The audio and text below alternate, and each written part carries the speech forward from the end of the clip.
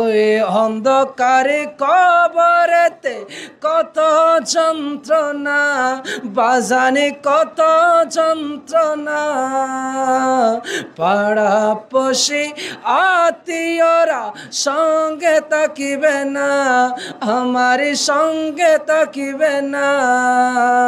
বেলায়েতের নজরে দিও আমার কবরে, বেলায়েতের নজর দিও আমার কবরে, নিধানে কালে বইলা যাইও না তুমি আমারে।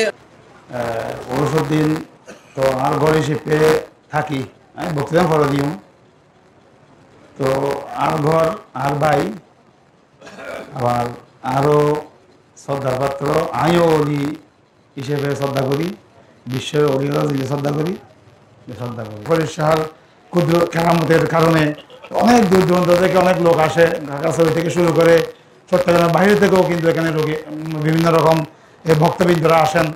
যেভাবে আসুক না কেন, কেউ মহিষ নিয়ে আসতেছেন, কেউ গরু নিয়ে আসতেছেন, কেউ মৃগু নিয়ে আসতেছেন, কেউ অন্য কিছু নিয়ে আসতেছেন, কেউ ভালোবাসা নিয়ে আসতেছেন। আল্লাহ রহমতে 2 জানুয়ারি অনেক লোকের সমাগম হয়।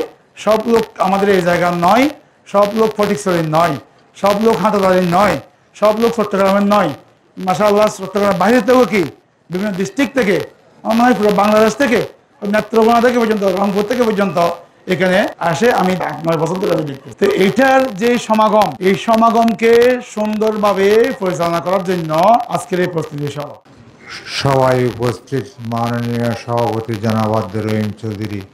আগামী 19 জানুয়ারি আমাদের প্রস্তুতি ইনশাআল্লাহ তাআলা বিগত সময়ের মতো করব। দেশের পরিস্থিতির কারণবশত আমরা চিন্তা করব, বিগত দিনের মতো কেউ চিন্তা ভাবনা না করি আমরা চেষ্টা করব ফরিদ ভান্ডার দরবার শরীফের এখানে ইন্তেজামিয়া কমিটি আছে, আমরা সকলকে নিয়ে আগামী 19 জানুয়ারি ওরস পরিচালনার পক্ষ থেকে আমি আমাদের আশেক ভক্তবিন্দু যারা দূর দূরান্ত থেকে আসে সম্ভব চেষ্টা করব খেদমত করার জন্য।